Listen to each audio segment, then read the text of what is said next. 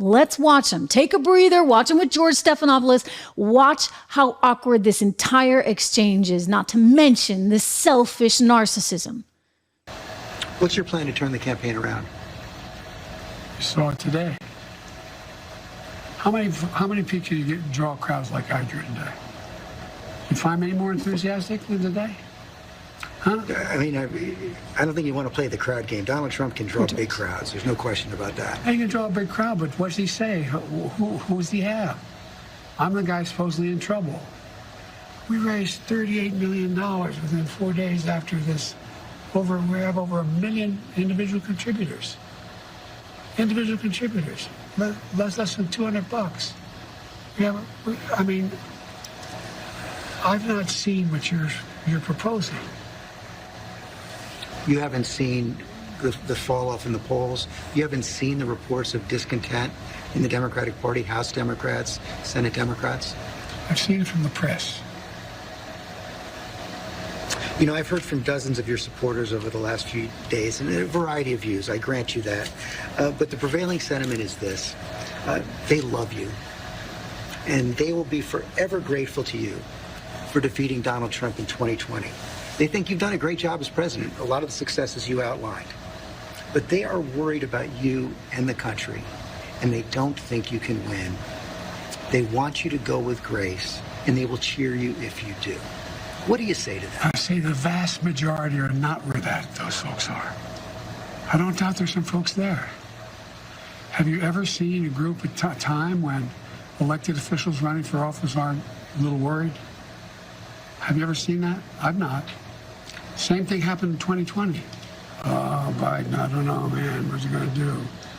He may bring me down. He may. Mr. President, I've never seen a president at 36% approval get reelected. Well, I don't believe that's my approval rate. That's not what our polls show.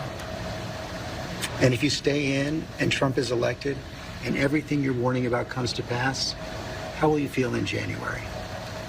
I feel as long as I gave it my all and I did the goodest job as I know I can do. That's what this is about. Look, George, think of it this way. The Goodest. You've heard me say this before. I think the United States and the world is at an inflection point where the things that happen in the next several years are going to determine what the next 6, 7 decades look like. And who's going to be able to hold NATO together like me?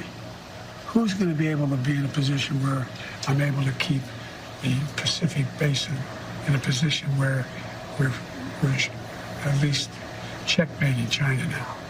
Who's going to do that? Who has that reach? Who knows all these? We're going to have, I guess, a good way to judge me is you're going to have now the NATO conference here in the United States next week. Come listen. See what they say.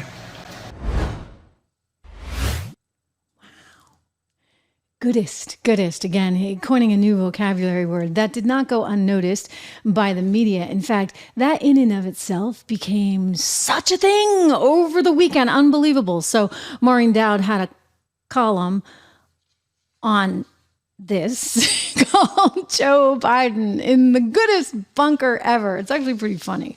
So this became a huge deal. It became a huge deal, you see, because the White House made it a big deal. Apparently, the transcript from the interview said Goodest. And the White House wanted to correct the record and say, no, in actuality, what he meant was good as. As Maureen points out, there's a little bit of a problem with that. In other words, we as reporters can't be constantly trying to translate what he might have meant. We can't be thinking, okay, well, this is really what the guy meant. It was good as. No, he said Goodest. And so the transcription reflects that. I mean, I guess unless you're ABC and you're on the side of the president, because somehow the White House got ABC News to change the transcript. And therein is a very concerning problem, ladies and gentlemen. I mean, you couple that together with the fact that the White House is giving the black radio station in Philadelphia scripted questions to ask the president. We're going to get to that in a second. And you got a White House that's, shall we say, a little bit over controlling in terms of the narrative that is being allowed to get out there. Don't you think? So anyway, according to Maureen Dowd, who writes that the New York Times reporter told her that he's actually asked, this is great, for an earpiece like you get on foreign trips. So when you're traveling, and you get the translation, he wants it actually just in English, because sometimes the president speaks so darn softly that no one can actually even hear him. She has a good line about it. Using one of my favorite words here, pianissimo, because he speaks in such pianissimo levels, right? It's a musical term. Let me get her exact phrase here, because it's just great. Journalists are going to be appropriately resistant to making corrections based on what the White House asserts Biden said or its version of what Biden intended to say. It's not our job, she writes, to play Mad Lib with the president. Biden's word salad and sudden drops in volume to pianissimo are relevant for reporters to cover because they're a microcosm of the questions at the heart of the 2024 Democratic campaign. Is the president's mental state strong enough to beat Donald Trump, and can he serve for 4 more years? The desperate Biden team is ready to go to war over every syllable. Literally every syllable, because she explains that in Saturday's column, she quoted Biden's line to George Stephanopoulos about how he felt if Trump were sworn in as president because he refused to step aside, that, quote, "All feel is good as I gave it my all and I did the goodest job as I know I can do. That's what this is about." Except the goodest is not actually a word. So she went and listened to the transcript, as we all did. That's what he said. And so she decided to go with that. And she got a call from the White House, from T.J. Ducklow, a Biden campaign spokesperson, emailing her actually on Saturday morning to flag that ABC News had updated its transcript to read, quote, "I'll feel as long as I gave it my all and I did as good a job as I know I can do. That's what this is about." So Mr. Ducklow asked if she could just tweak, quote, the column and change the word goodest to make her piece more, quote, consistent with the corrected transcript, even though the revised version was all just gobbledygook.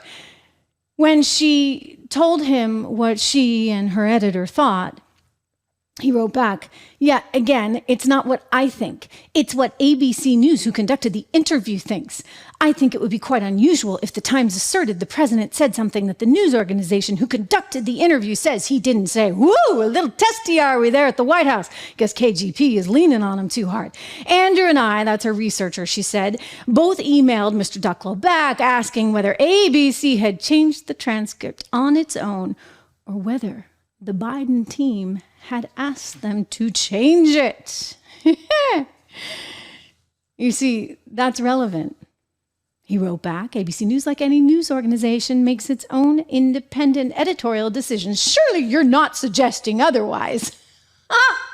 Oh, this guy is too much. He emailed again, Maureen, to say, quote, "Had another conversation on this. ABC News received the tape and confirmed the error to us, then made the correction."